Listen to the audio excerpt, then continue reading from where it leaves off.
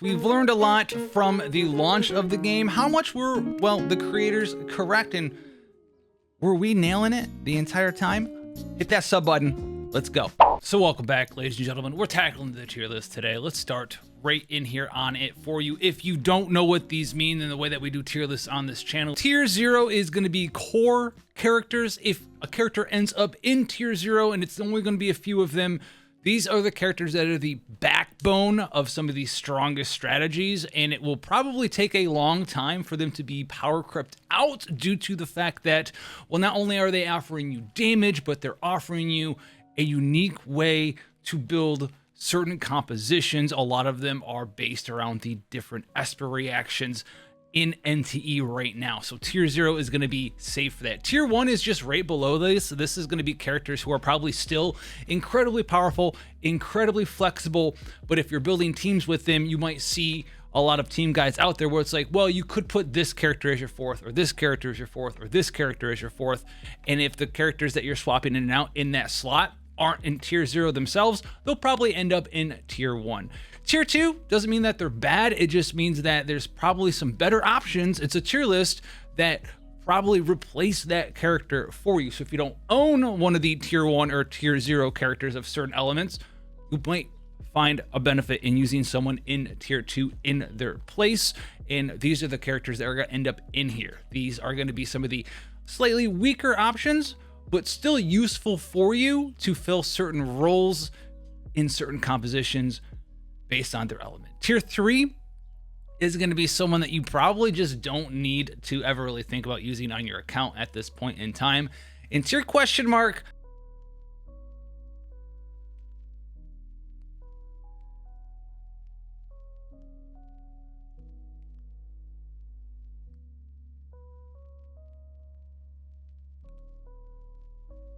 now, the first one we're going to be touching on is going to be Daffodil, because so many players, content creators, anyone who wanted to jazz up will think, oh, Daffodil got changed from the beta. She got nerfed. She's not worth picking anymore. This character is still going to be one of the backbone characters that you can have on your account, especially right now before Lacrimosa is released. Hey, if you want to play any sort of chaos-based team, well, guess what? There's one character that can do that for you. That's going to be Daffodil. And in the future as well, even as more chaos characters get released, Daffodil's playstyle, where she doesn't demand having the ability to be on field at all times. In fact, a lot of the times once you get her built up, she's more of that quick swap DPS who comes in, comes out, does damage, doesn't really soak up a lot of field time, is very good at applying consistent off-field damage, parrying and attacks, doing great things for your team, and letting you do that triple chaos reaction all at the same time, and benefiting that sort of design in that team where you're trying to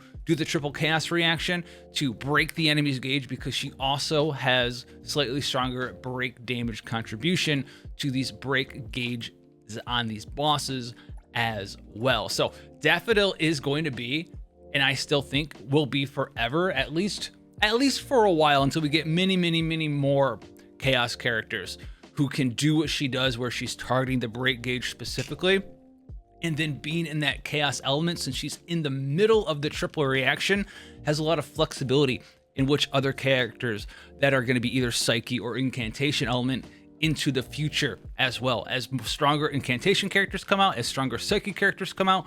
She's still going to be able to fulfill her role, and she's going to play well with them at the same time. Now, speaking of characters who might not be core, but kind of core, but not really right now, right? Hathor is someone that I love dearly, but also kind of suffers a little bit with what is like the most meta right now. As a Lakshana character, and one of the only ones that is, well, available to you between Hathor and Wolf Guy, she is someone that needs to be in your team if you're doing the charged triple reaction with Lakshana, Cosmos, as well as Anima element. And she works pretty well in that team. She just kind of offers up some damage for you there. She offers the ability to charge your ult gauge faster because you're in that charged team. But outside of just those things that she's doing, sure, she extends the Remora duration. Remora is kind of like a garbage reaction in my opinion right now. It just kind of slows enemies. They attack a little bit slower, they move around a little bit slower, and this just gives, you know, crit rate increase, which is kind of fine. It's cool. It's not nothing, but she is just kind of like a numbers character. As far as uniqueness that is she giving you on your account in the game, I think Hathor right now is probably just like a fine character. And you can see this a lot, especially after the next character we're going to talk about, right, comes out. We're already seeing people going, well, you know what? We already have access to Blossom and stuff. Do we really need Charged in our team? Do we really need Remora in our team, even though we're running a bunch of Cosmos and Anima characters? And people were just kicking the Lakshana character out of the party to make more Blossom characters in there, right? Nanally with Hotori plus the main character plus Gunmom, right? Or even Mint sometimes. Or one of my special ones, a little Sakiri action in there as well for some hex damage on Jinyuan. And Hathor, for that reason, is kind of getting knocked down. I'm going to put her down in tier 2. Doesn't mean that she's bad, but like we talked about when we went over the tiers, if you can make a better team that's even stronger, even though that character is fine and good and dandy right now, those characters are just going to knock you down a tier list, right? Your entire element is getting taken out of the best team compositions possible. So you cannot be tier 1 or tier 0. You're not a core member of any party right now. And that is how we're going to base Hathor. We're going to slam her down, even though I like her so much, down to tier 2. And so, yeah, let's tackle a little Hotori action. Hotori Hanzo, the nickname me and the friends have for her. This character is absolutely insane for a lot of reasons. Now, not only does she do a tremendous amount of damage, she also has that very unique record and copy skill ability, which means that she's going to have the ability not only to do crazy things right now with certain characters that allows you to copy either their specific skills or their swap-in maneuvers, giving you access to a lot of great benefits like additional blossoms with the main character, for instance, insanity, plus crazy big damage on the time stop, while allowing the blossoms to still hit with her passive ability, and then just unlocking even more damage with World Tide's finisher. Her rotation, if you pick it up, she's a little bit harder for a lot of players to play. I still see a lot of people being confused on how to actually record and utilize the ultimate skill and not have your rotation go out the window halfway through. But this character, Hotori, is so good. She doesn't demand a ton of field time either as well. The only time she's really out on the field is when time stopped anyway. So she's this big supportive aspect, allowing you to copy some of the best skills in the game.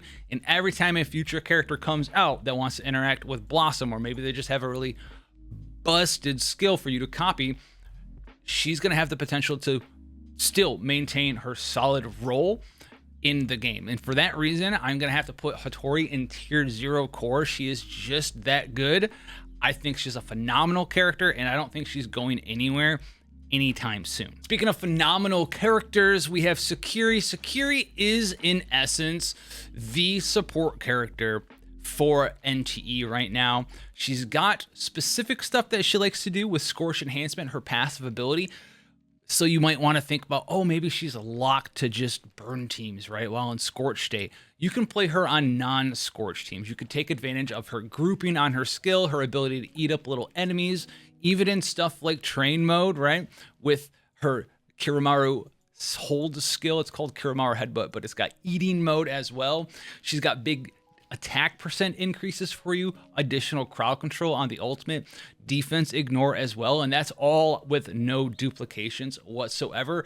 And because she is incantation element specifically, and she just offers up a mix of crowd control and boosting damage, you see her pop up from time to time, and one of my favorite teams to run her on too is in Blossom teams, where you turn some of the Blossom teams into a little bit of Hex as well. You can run some Cosmos with some Anima and just have Sakiri in there, controlling the monsters, dragging them together, and then pop a bunch of big damage off your Anima character, whether it's Nanally or whether it's Jinyuan, while they're all hexed, and get even more damage out of that as well. So not only is she going to be one of the best supports for a Chaos team with her own burns that she amplifies with her passive, but just the traditional stuff that she adds to your team means that she isn't really necessarily going anywhere at any time, especially because she's got the suck in the enemies, crowd control them, gather them together potential. And there's not very many characters in NTE that does that right now. So that is another big reason why she's not going anywhere anytime soon. Sakiri is an absolute tier 0 character. Now, Chiz is the cheese police. She got a lot of content made about her in like the first week and a half when the game came out. Chiz helps me solo everything.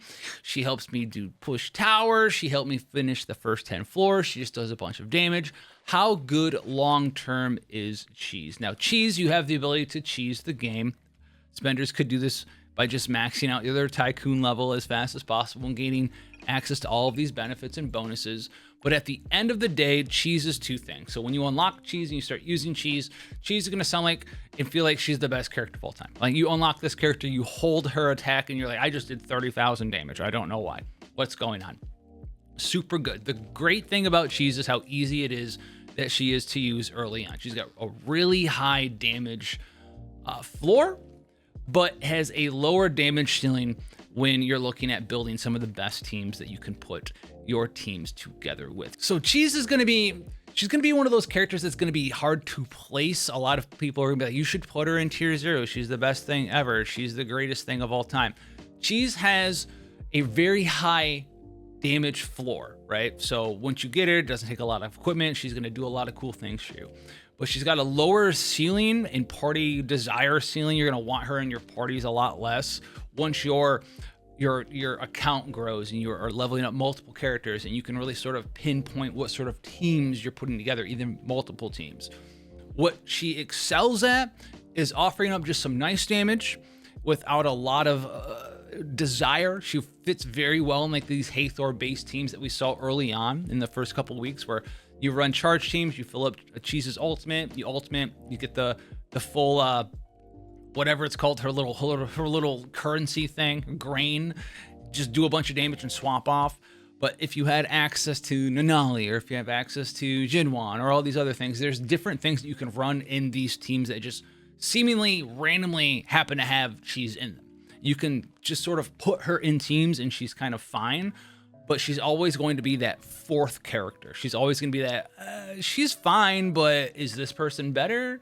And a lot of the times, probably is. There's going to be teams that if you replace Chiz with just one other character, it's going to be a fine team, and it's going to turn into an even better team. So I'm going to have to put her down in tier 2 with Hathor right now. She's also going to be one of those characters who just gets scaled out because all she really offers you is damage.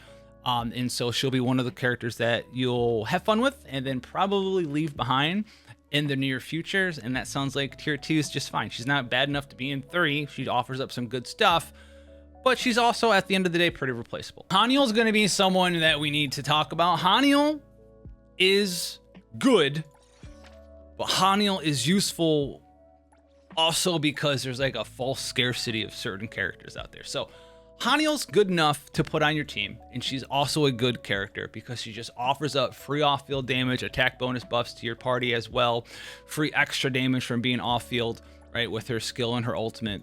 She also offers up bonus attack to your team with its friendship from Nova Enhancement that drains the attack off the targets and gives it to your party. She is kind of like a mini Sakiri without offering you up crowd control, really.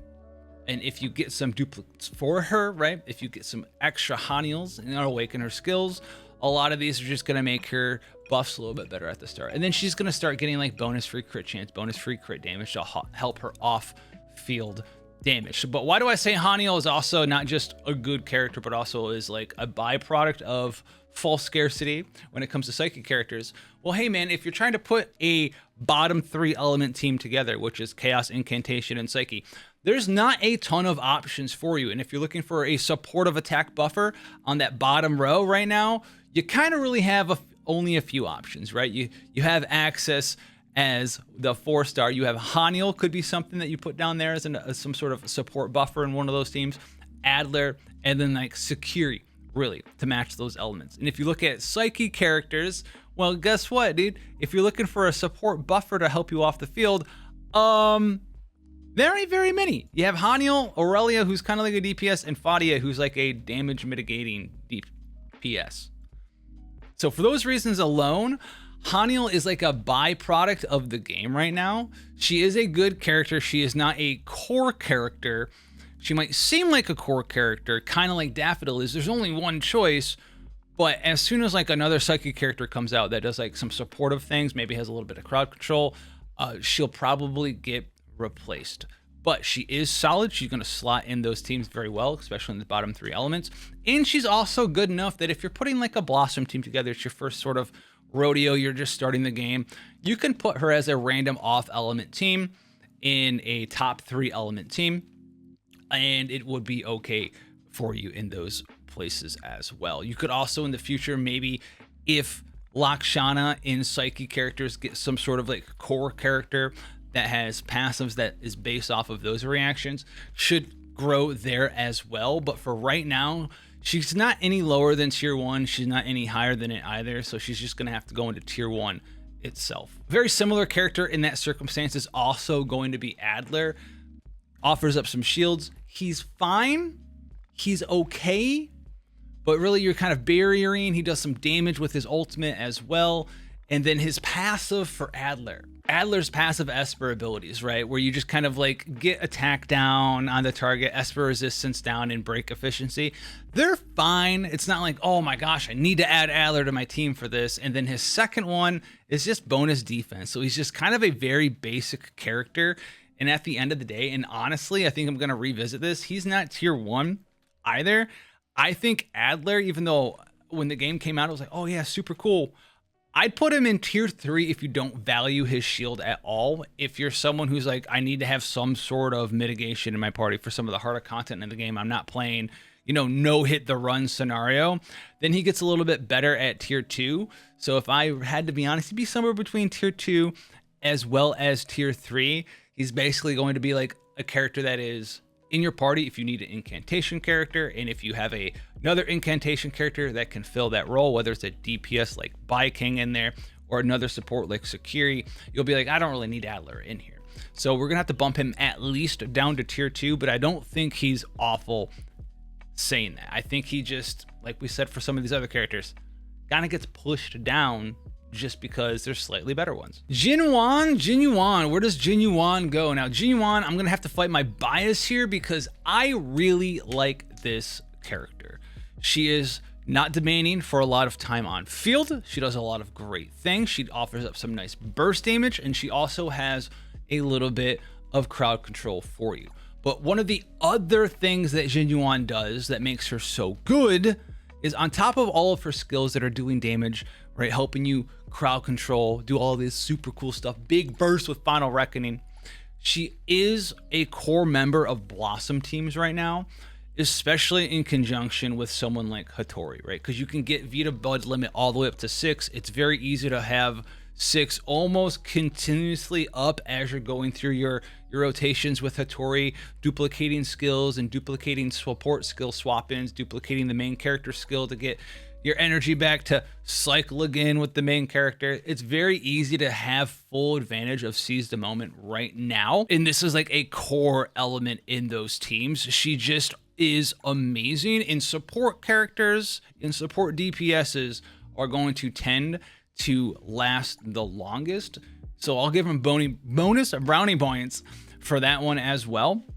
And I am going to have to put her right up into tier 0 core right now because these are some of the characters that help run the game. She is just that good. And if you're looking for a Blossom team, just like with Hathor, she's going to be core to it. Baicang is an interesting one for me because Baicang, I do believe, is at this time one of the best DPS burst DPSs that you could have if you have everything for him. If you have the Baicang squad, he's going to be good. If you're rolling Baicang in with Daffodil and you have Haniel thrown in there and a Sakiri thrown in there as well, Baicang is going to do really good work for you.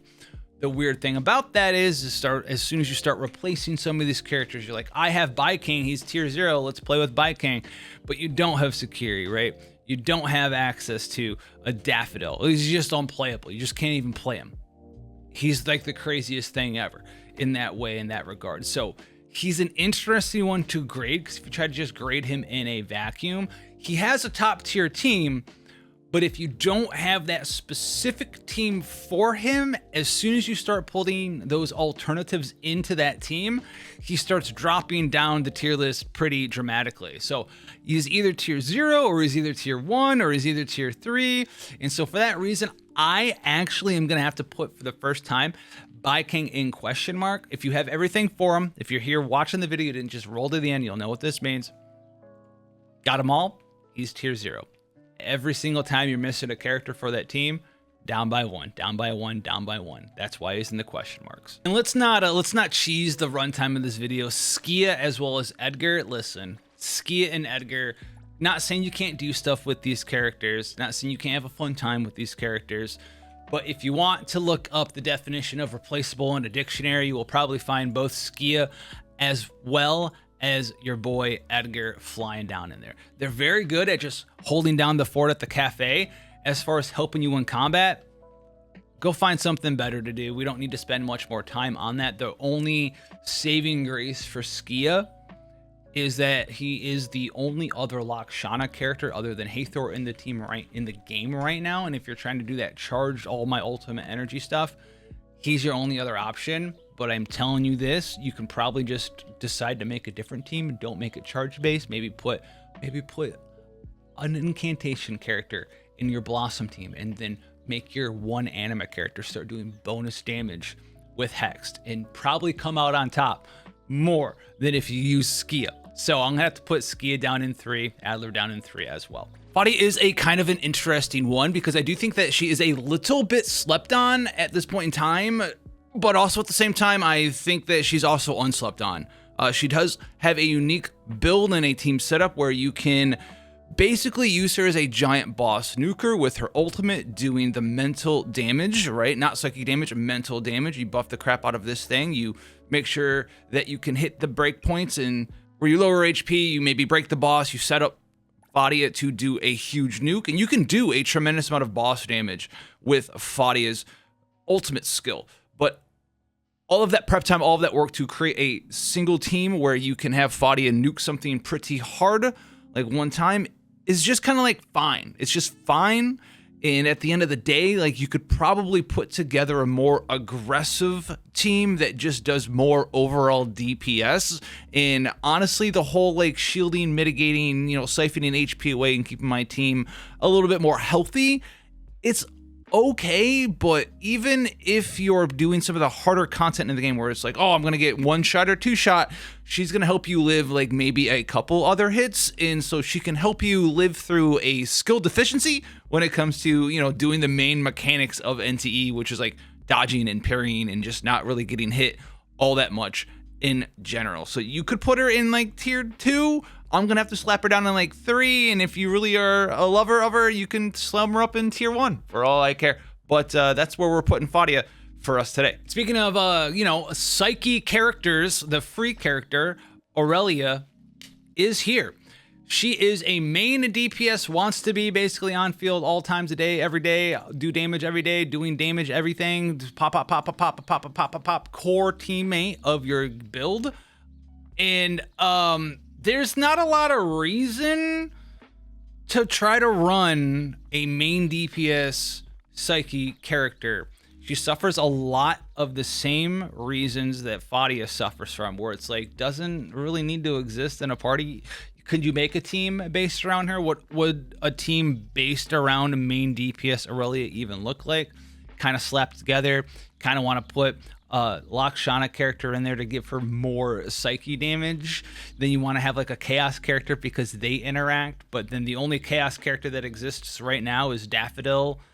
And if Daffodil's in your party, you can make anybody look good, right? So at that point in time, like, what are you really doing? So Aurelia just kind of has to go sit down in tier 3. Mint is a solid character, and I will say this about Mint. Mint is a nice little replacement for either of the other 2 anime characters, whether it's going to be your gun mom Jinyuan up in tier 0, or Nanally up in either tier 1 or tier 0 as well. Mint is going to be able to be that fine replacement as a Blossom team member, boost their damage with Hex if you want to go that route as well. put her in a charge team, she's going to be fine for you. She's going to offer up the ability for you to just do some quick damage with the skill, with the ultimate, swap out. She has the ability to make the pistols from the Blossom hit in AoE as well. She does offer a little bit of utility for clearing some of those AoE floors. Traditionally, you might have someone else in the party that has the ability for you to gather them together. She works well with another anima character in the party. So if you're looking to make a full Blossom team and you already have Gunmom, you still probably have a use if you are looking for someone that's good in that 4th slot.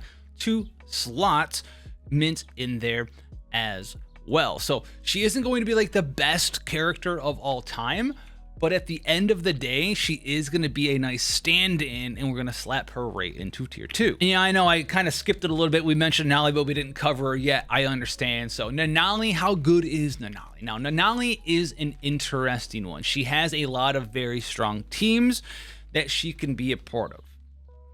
I might get a little bit of flack for this because I do think that she is like one of the better DPSs in the game. She does want to be on field a certain amount of time to make use of her skill and ultimate. She does have a pretty nice passive as well inside of Blossom teams, where she's actually offering up passive damage because, well, she's making the Blossom reaction do more damage itself, because it's making the pistols fire 10 with each bud. That's increased in damage there, and it's making them fire at a quicker pace. So she's offering you passive damage even if she's not on the field, as a character who wants to be on the field. She's got a very nice passive buff. And then she also has Fair Duel, which is just additional damage as well. So how good is Nanally, and is she going to be what we would consider in this tier list a core character? And that is going to be something that's arguable. I think I'm going to put her actually in tier 0 because she has so many different teams. So unlike how we talked about Baicang, she's kind of like him, but also the opposite. We're like, Baicang, if you got the team for Baicang, he's tier 0, right? He's popping off everywhere. And then every single time you're missing a person, he goes down a tier. Nanally has several very good teams that you can utilize her in with, and they're very flexible. And it doesn't suffer the same thing from Baicang, because you can be like, well, I have access to, Hotori and Jinyuan and Nanally. What's my 4th character going to be? Obviously, you just put that with the main character. That's a team. You can do a Blossom team with that. That's heavily Blossom focused. You can throw Nanally in a team with just the main character and then focus on doing Hex, a ton of Hex stuff. You can put her in there with Adler. You can put her in there with Sakiri and just have a random main character in there as well. And she's still going to be doing very strong things for you. So at the same time of feeling like the 4th character who isn't really the core character, she kind of is, because you can build a team around her as well. You can build Hex teams around her, you can build Blossom teams around her, or you can also make her the 4th character in those teams, because so many of the Blossom team characters don't really need to be on the field that much. Like Hathor, like Sakiri, like Jinyuan. She fits right in there for right now, and she is just that strong in that role. So even though core is the thing here, I think she kind of is a core character, even though there's a lot of teams where she feels like she's not the core character.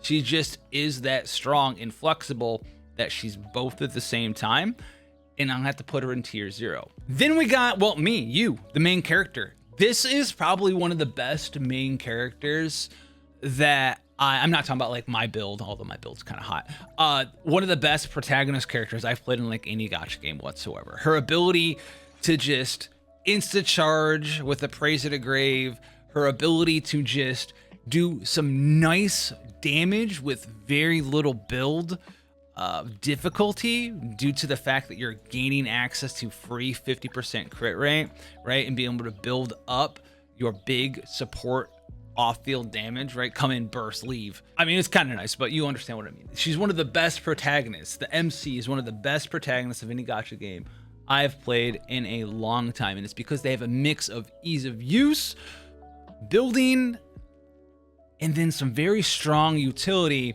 with their Esper ability, a Praise in a Grave. It's a thing to just fill your cycle energy and allow you to just use your support skill right away. That makes the main character so prevalent in all of these Blossom teams. Blossom teams are so good because of Appraise and Engrave. Just being able to get in there, Blossom, do it again, Blossom, record it with Hotori, Blossom again. It's some of the most busted stuff that you can do in the game right now. And the ultimate just does a very significant amount of damage due to the different buffs that you give it, right? It's got the ability to just give free 25% damage on the second passive. You're going to get 3 awakenings very quickly. You're going to be able to increase the crit chance of our ultimate by 50%. Okay, right? You're going to be able to do a free attack for your character every time you do a support skill, which is every time you cast Appraise and Engrave. Okay, for 20 seconds. Seems good. And then you get more damage on the ultimate for having high attack, which is good. So you're able to get a ton of damage off the ultimate, being able to be a core part of Blossom teams, a core part of Charge teams, just a core part of a lot of the most busted stuff, and you are never feeling like, well, I could put the main character in my team. No, the main character is always like, all right, I want to build a team. Who's going to be the second character I put in this team? Well, are you part of the top 3 elements on the elemental wheel? The main character is going in the team. So the main character, usually you don't see this in a gacha game after, like, you know, the game's been out 3-4 weeks and people do their second tier lists, is still tier 0, is a core member of so many different parties. And I think it's hilarious looking at this in retrospect that Haniel's the only tier 1 character on this list. Characters are either super core members in tier 1 because they're literally the only one that exists in that team, and then the rest of the supporting cast. And I'm gonna stick by this as well, because outside of Baicang being out here in question marks, and if you don't know why he's there, shame on you for running to the end of the video. If you go look up best teams in NTE, I'm pretty sure the mix of the characters you will find is gonna be these top 6, sometimes randomly Baicang, and then like you'll find 1, maybe 2 sometimes. If you were to build 2 teams, you'll find a Haniel in them for the bottom reaction, and then you'll find like a Hathor or a Mint or an Adler in them. You won't find any of these other characters down there. And these characters up here, they just do shape the game right now. That just is how it is. So let me know what you think about this list down below. I like it quite a lot. Help out the community. If you disagree with me, let's start a conversation. It's totally fine. I'm not going to come bite your head off. I'm not Ozzy Osbourne and you're not a bat. So you should be okay. Until the next one, friends, take care. God bless, and I'll catch you in the next one.